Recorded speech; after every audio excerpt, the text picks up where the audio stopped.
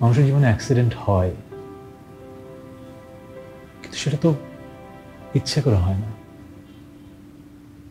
আপনার জীবনে যে অ্যাক্সিডেন্ট হয়েছে সেটা তো আপনার ভুল না। মানুষ একটা কষ্ট পায় বলে কি জীবনের সব সুখ ভুলে যায়? আপনার জীবনে কি এমন কোনো মানুষ নেই যারা আপনাকে ভালোবাসে, আপনাকে সুখী দেখতে চায়? একজন মানুষকে হারিয়ে আপনি সবাইকে হারিয়ে ফেলতে চান? এটা কি হয়?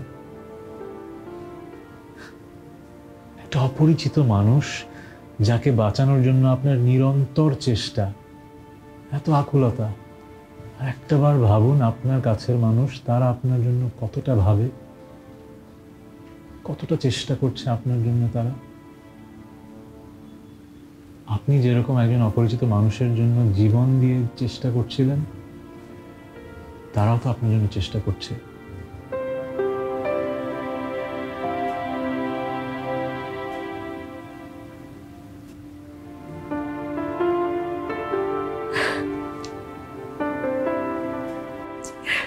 আচ্ছা, কাঁদছেন কেন?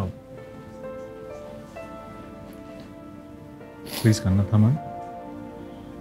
আপনাকে কান্না মানায় না। এই শেষ কদিন যে মানুষটাকে আমি চিনেছি, যার এতটাই প্রাণ শক্তি যে একজন অচেনা মানুষকে বাঁচানোর আপ্রাণ চেষ্টায় সে থাকে, তাকে কান্না মানায়? একদম কাঁদবেন না,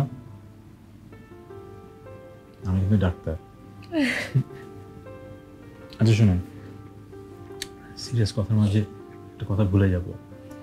এই গল্পের মধ্যে একটা জায়গায় কিন্তু বলেছিলাম আপনার ছবি দেখে আমি খুব পছন্দ করেছিলাম, এটা কিন্তু সত্যি কথা।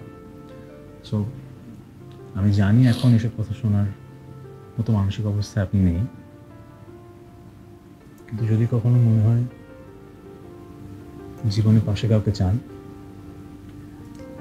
একজন মানুষ আছে কিন্তু, একজন বুদ্ধিদীপ্ত সাইকিয়াট্রিস্ট।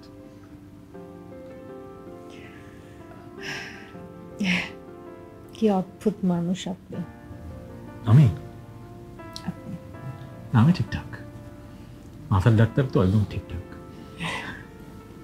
আচ্ছা শুনেন, একটা অনেকে তো বানিয়ে বানিয়ে কথা বলেছি, আরেকটা বানিয়ে বানিয়ে কথা বলেছিলাম। সেদিন যে পূর্ণিমা বলেছিলাম, আসলে সেদিন তো পূর্ণিমা ছিল না, পূর্ণিমা আজকে। আজকে? হ্যাঁ, আমি ভাবছিলাম